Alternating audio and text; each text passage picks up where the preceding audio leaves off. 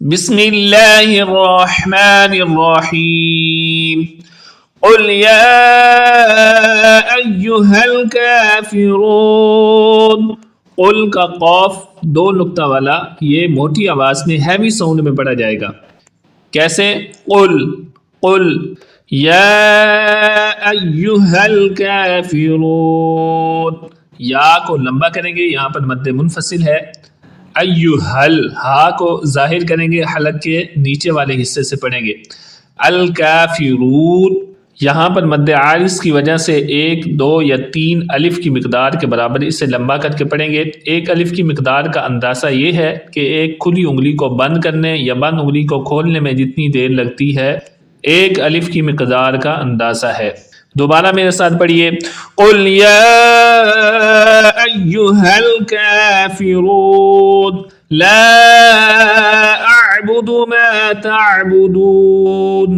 لا اعبد کو اعبد نہیں کریں گے، حمزہ کو عین کے ساتھ ملائیں گے، اور عین کی آواز حلق کے درمیان والے حصے سے نکال کر پڑھیں گے۔ لا اعبد ما تعبدون، یہاں پر بھی آخر پہ مد عارض کی وجہ سے اس کو لمبا کریں گے۔ لا اعبد ما تعبدون ولا انتم عابدون ما اعبد۔ ولا کو لمبا کریں گے مد منفصل کی وجہ سے، انتم پر اخفا ہو رہا ہے، آواز کو ناک پہ چھپا کر پڑھیں گے۔ کیسے پڑھیں گے؟ ولا انتم عابدون ما اعبد ولا انا عابد ما عبدتم۔ ولا کو لمبا کریں گے، انا کو انا نہیں بنائیں گے، الف جو آخر پہ اس کا ہے، حمزہ زبر نون الف زبر نا، اس الف کو نہیں پڑھا جاتا، انا پڑھا جاتا ہے۔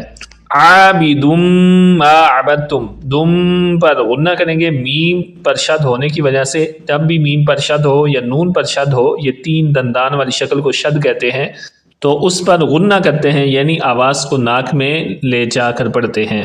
عبدتم یہ جو با ہے تا کے ساتھ ملا دیں گے، کیسے پڑھیں گے؟ عبدتم عبدتم۔ دوبارہ پڑھیے، ولا انا عابد ما عبدتم ولا انتم عابدون ما اعبد۔ یہاں پر بھی لا کو لمبا پڑھیں گے، انتم پر اخفا کریں گے، عابدون کی عین کو درست پڑھیں گے، ما کو لمبا کریں گے مد منفصل کی وجہ سے، اعبد دال پر قلقلہ کریں گے۔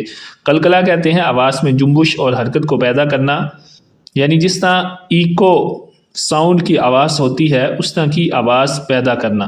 ما اعبد ولا انتم عابدون ما اعبد لکم دینکم ولی دین۔ یہاں پر والیا کو صحیح پڑھنا ہے، والیا کو ولیہ نہیں پڑھنا اور والیہ بھی نہیں پڑھنا، والیہ لفظ ہے۔ دوبارہ پڑھیے، لکم دینکم ولی دین۔ میرے ساتھ مل کر ایک ہی دفعہ یہ سورت دہرائیے، قل یا ایہا الکافرون لا اعبد ما تعبدون ولا انتم عابدون ما اعبد ولا انا عابد ما عبدتم ولا انتم عابدون ما اعبد لکم دینکم ولی دین۔ صدق اللہ العظیم۔